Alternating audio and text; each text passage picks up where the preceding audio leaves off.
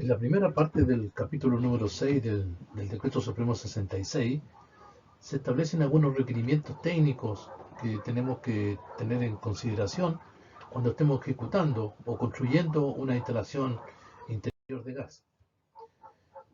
Y en la primera parte de este capítulo veremos el alcance y las generalidades, ¿cierto?, respecto de la construcción de la obra, algunas medidas generales de seguridad.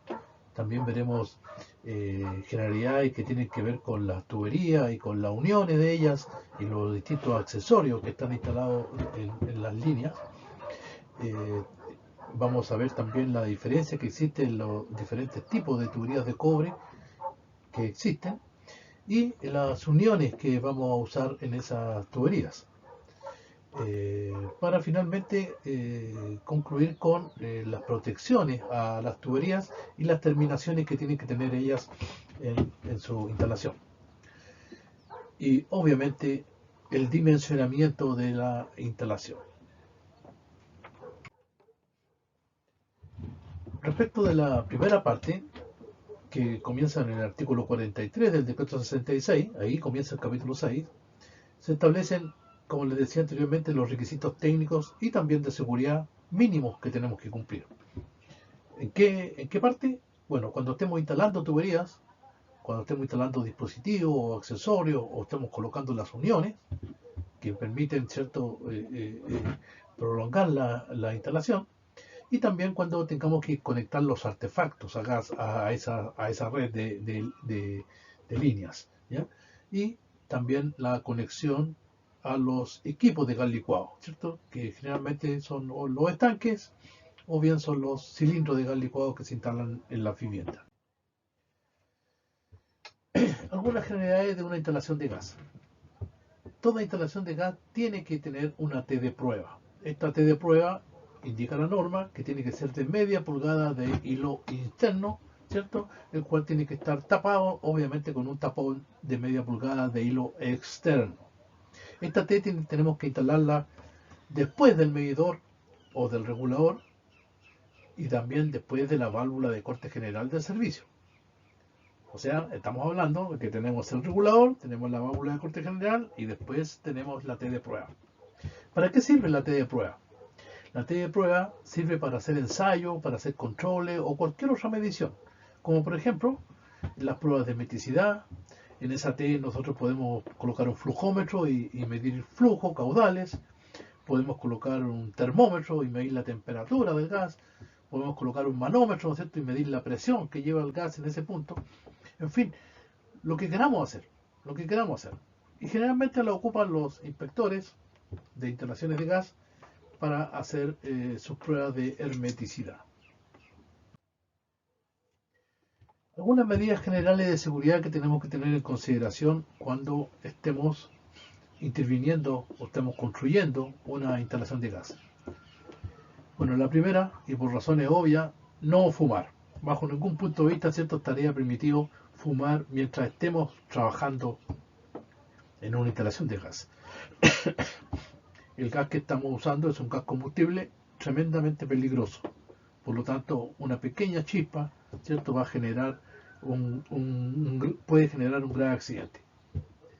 Del mismo modo, no tenemos que efectuar ningún trabajo en presencia de algún tipo de fuego. Por ejemplo, que alguien esté haciendo un asado por ahí, ¿cierto?, o que alguien se ponga a fumar, que alguien prenda un fósforo, prenda un mechero, ¿cierto? Cualquier de ese tipo de cosas, obviamente, no puede estar presente mientras nosotros estamos trabajando en la instalación de gas.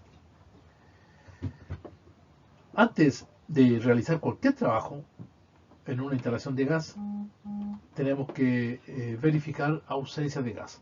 Eso significa que tenemos que hacer una prueba de hermeticidad. Antes de ir a intervenir en una instalación, tenemos que hacer una prueba de hermeticidad. La prueba de hermeticidad es precisamente para ello, para verificar si acaso hay fugas de gas en ese sistema. Después que hayamos hecho el trabajo en esa vivienda, en esa instalación, tenemos que volver a hacer otra prueba de hermeticidad para verificar, ¿cierto?, que lo que nosotros hicimos también haya quedado sin fugas.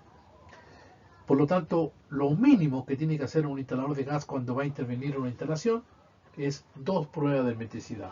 Una antes de intervenir, o sea, antes de meter las manos en la instalación, y después de haber ejecutado el trabajo al cual se nos encomendó. Del mismo modo, antes de realizar cualquier trabajo en una instalación de gas, tenemos que cerrar la válvula de corte de suministro. Lo primero que tenemos que hacer, cerrar la válvula de corte de suministro y después intervenir. Pero no tenemos que intervenir con las líneas cargadas con gas. Por lo tanto, hay que purgar las instalaciones interiores de gas. ¿Y esto cómo se hace? Bueno, la manera más simple es abrir un quemador de una cocina, por ejemplo, y quemar ahí en uno de esos quemadores, ¿cierto? Prender el fósforo y quemar en uno de esos quemadores, quemar todo el gas que esté en las líneas, ¿cierto? Previo a eso ya habíamos cerrado la válvula de corte general. Cuando suspendamos un trabajo o lo finalicemos, tenemos que tomar también algunas medidas, ¿cierto?, que aseguren la ausencia de gas. Por ejemplo, si estamos trabajando en una instalación de gas y se nos hizo tarde y vamos a continuar mañana, tenemos que asegurarnos de que esa instalación quede sin gas. Porque terceras personas pueden llegar ahí, ¿cierto?, e intervenir esa instalación y ocuparla, ¿cierto?, y esa instalación todavía no está terminada, ¿ya? Por lo tanto, tenemos que prevenir, ¿cierto?, la manipulación de la instalación por parte de otras personas, dejando totalmente la instalación bloqueada, fuera de servicio. Para ello tenemos varias alternativas. Por ejemplo, podemos usar algunas barreras denominadas blandas, que son algunos letreros, algunas tarjetas de seguridad que diga peligro, no usar, peligro, no abrir, ¿cierto? Que las podemos colgar ahí en la llave de paso, por ejemplo, o en cualquier parte de la línea, ¿cierto? Donde nosotros creamos que alguien pueda abrir o cerrar alguna válvula. También existen barreras duras que consisten en trabas que aunque la persona quiera abrir una llave de paso, no va a poder abrirla, ¿ya? Eso es lo más aconsejable, algunos candados para válvulas, ¿cierto?, que se pueden colocar ahí.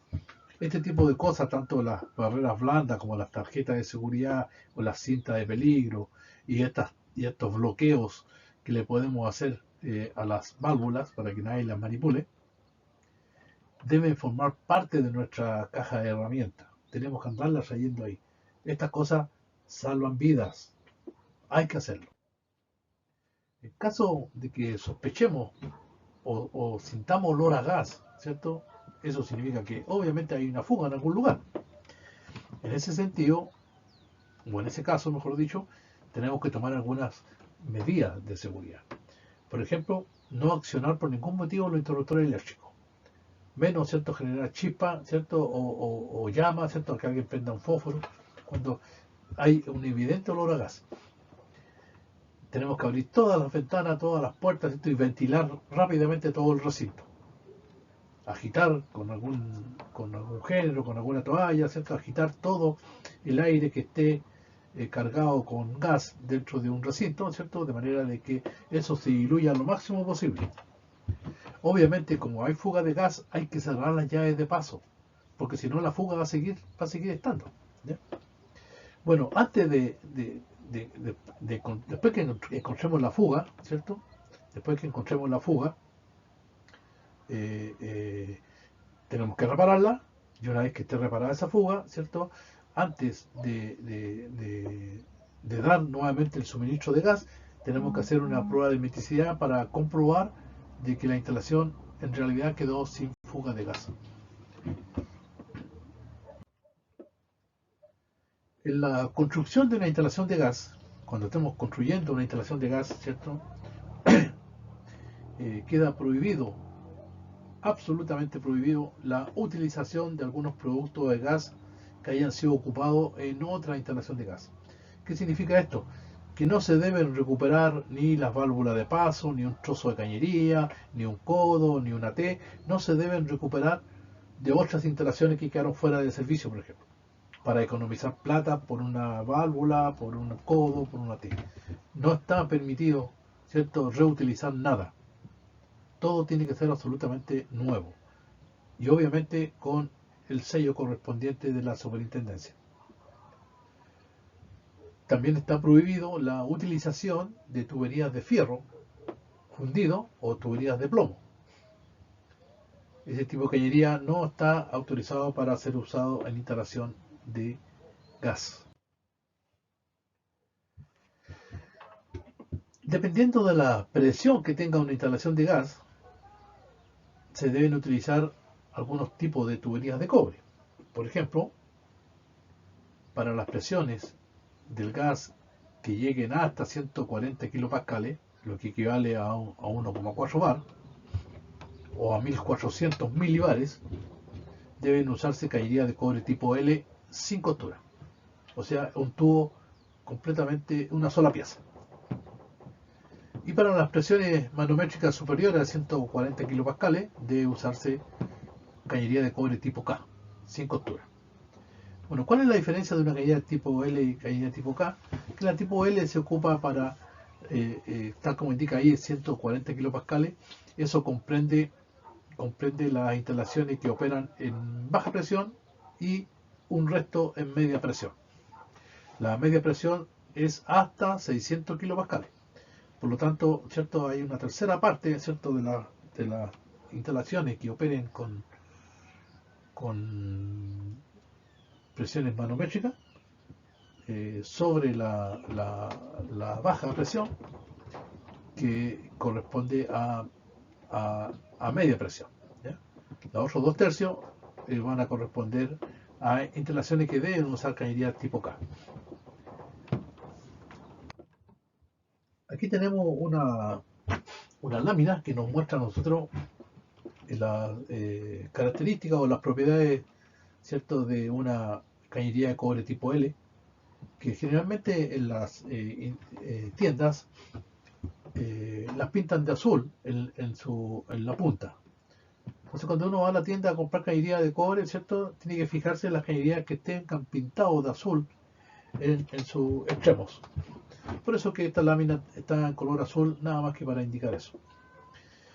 Bien, estas cañerías, la de cobre tipo L, ¿cierto? Ya dijimos que se pueden usar en baja y en media presión, pero hasta 140 kilopascales o 140.000 pascales. ¿Ya? Aquí tenemos las presiones nominales de estas cañerías en pulgadas, un cuarto de pulgada, 3 octavos, qué sé yo, 1 pulgada, ¿cierto? Los diámetros nominales equivalentes en milímetros y tenemos el diámetro exterior de estas tuberías y su diámetro interior, ¿ya? Y también está indicado aquí el espesor de la pared, ¿cierto?, que comprende la cañería, y finalmente está indicado, ¿cierto?, cuánto pesa un metro de estas cañerías. Por ejemplo, una cañería de un cuarto pulgada que tiene un espesor de 0,7 tiene un peso de un metro cañería, tiene un peso de 187 gramos. Bueno, lo mismo tenemos para las cañerías tipo K. Estas cañerías también están pintadas de color verde en la punta, así las encontramos en la tienda, ¿ya? Y también, ¿cierto?, vamos a ver de que si bien el diámetro nominal es el mismo, tanto en pulgada como en milímetros, y el diámetro exterior también es el mismo, pero la diferencia con la cañería cobre tipo L, ustedes pueden verificarlo ahí, está en el diámetro interno. El diámetro interno es menor en las cañerías tipo K. Eso significa entonces que el espesor de la cañería es un poquito mayor. Por eso que son cañerías, ¿cierto?, que pueden trabajar con media y alta presión de gas, porque van a ser más resistentes al tener un espesor mucho más grueso. Ahora, respecto a las uniones de las tuberías, tenemos que tomar en cuenta dos aspectos o dos propósitos bastante importantes. El primero es la hermeticidad de las uniones. O sea, cuando nosotros unamos dos cañerías o, o, o, o, unamos una cañería con un codo, por ejemplo, tenemos que fijarnos muy bien, ¿cierto? Que eso tiene que quedar completamente hermético, no debe haber fuga en ese sector. Y también tenemos que fijarnos que esa unión debe quedar muy resistente de forma mecánicamente, muy resistente. O sea, si nosotros la movemos o algún leve movimiento, no tiene que soltarse la unión que hicimos, principalmente a través de soldaduras. Bueno, esta unión deberá resistir la presión interna del gas, cosa que es bastante poco, ¿ya? Y también tiene que resistir la expansión o la contracción a las cuales estén sujetas estas cañerías, ¿cierto? Producto de los cambios bruscos de temperatura que puedan existir entre el día y la noche, por ejemplo, ¿no? En la noche se van a contraer las cañerías y en el día, ¿cierto? Obviamente se van a dilatar, se van a expandir, ¿ya? Ese tipo de movimientos, ¿cierto? Que uno no los ve, ¿cierto? Porque son de la misma cañería, ¿cierto? Va a producir alguna fatiga de material, ¿cierto? Y puede que en algún momento eso eh, eh, eh, ceda, ¿cierto? Y tengamos alguna fuga por ahí. Por lo tanto, cuando soldemos las cañerías, ¿cierto? Tenemos que preocuparnos muy bien, ¿cierto? Que eso quede bastante firme. Respecto de la protección de las cañerías, tenemos que preocuparnos mucho, ¿cierto? De que cuando hagamos una instalación de este tipo de materiales, no tiene que estar en contacto con algún ambiente que sea corrosivo.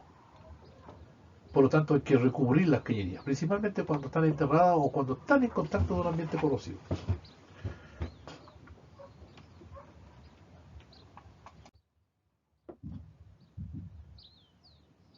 En las terminaciones de las tuberías metálicas, nosotros tenemos que unirnos, ¿verdad? Una tubería con un accesorio, por ejemplo, con un codo o con una T. Tanto la tubería como los accesorios tienen que estar completamente limpios y libres de las rebabas, producto del corte. Cuando cortamos una cañería queda rebaba ahí, esa rebaba hay que sacársela completamente. Y también no tiene que tener algún defecto en la estructura digo, de las cañerías. O sea, la cañería no tiene que estar deformada. Generalmente cuando la dejan en el suelo, la gente pasa por arriba, las pisa y las hunde. El cobre es un material relativamente blando y por lo tanto tenemos que preocuparnos, ¿cierto?, de que todo lo que nosotros usemos en una instalación de gas no tiene que tener defectos, no tiene que estar tanto las tuberías como los accesorios deformados. Tiene que estar tal cual salió de fábrica. Las cañerías y los accesorios que estén defectuosos, ¿cierto? Que los veamos nosotros que están defectuosos, obviamente hay que reemplazarlo por uno nuevo, ¿cierto? No tienen que ser usados. Y también la normativa nos indica aquí en el tercer punto que se prohíbe, ¿cierto?, que estemos reparando esos defectos. O sea, si una cañería que esté un día, ¿cierto?, que nosotros le estemos pegando un poquito de ahí, ¿cierto?, la cañería para devolver la forma inicial que tiene, cosa que no se va a lograr nunca. La normativa nos prohíbe, ¿cierto?, usar ese tipo de cañería que ya hayan tenido un defecto. Debe usarse cañería completamente nueva, ¿cierto?, y en buen estado. Con respecto a las dimensiones de las tuberías, la normativa habla de que tenemos que dimensionar, ¿cierto?, las cañerías que vamos a colocar en una instalación de gas, de manera de que el tamaño, ¿cierto?, de la cañería pueda abastecer, ¿cierto?, de la cantidad de gas que es suficiente como para alcanzar la máxima demanda. ¿Qué significa esto? Esto significa que el gas o la cantidad de gas que entre por el regulador, ¿cierto? Y llegue a todos los artefactos que estén instalados en una vivienda, ese gas, la cantidad de gas, tiene que alcanzar para todos los artefactos, para que todos los artefactos estén trabajando a la máxima demanda de gas. Esto significa que estén recibiendo el máximo caudal de gas, ¿cierto?, para su máximo consumo. El máximo consumo de los artefactos se alcanza cuando están las perillas del gas al máximo. En el caso de una cocina, por ejemplo, tendrían que estar los 4 quemadores de la cocina prendidos con la perilla del gas al máximo y el horno también. En esas circunstancias, ¿cierto?, alcanzamos la máxima demanda de gas que tiene la cocina. En el caso de un calefón, por ejemplo, la perilla del gas tendría que estar al máximo. Y en ese sentido, ese artefacto estaría, ¿cierto?, consumiendo la máxima cantidad de gas y entregando a su vez la máxima potencia que tiene. Pero con una condición, dice la normativa, que no tenemos que pasarnos, no tenemos que exceder las pérdidas de presión máxima que están permitidas y que están obviamente estipuladas en la normativa.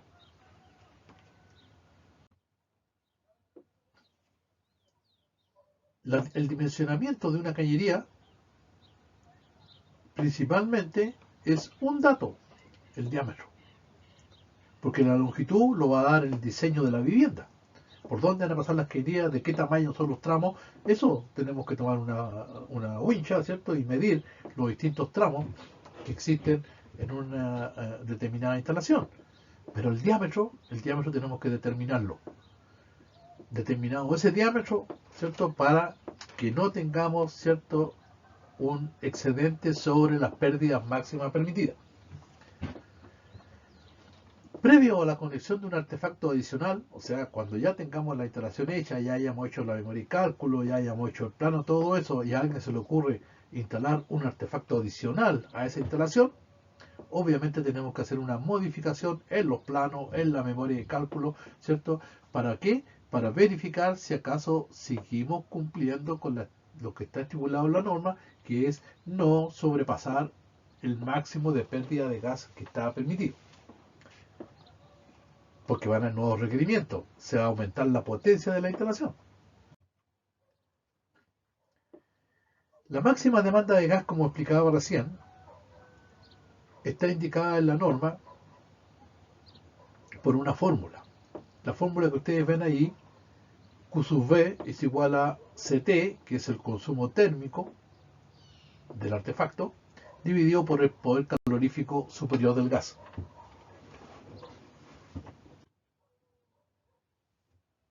Algunas tablas que están en la normativa, si es que no tenemos la potencia, ¿cierto?, o los consumos térmicos nominales de los artefactos, podemos usar los que están indicados aquí. También en la norma aparecen las propiedades físicas de los gases, donde entre ellas lo más importante, el poder calorífico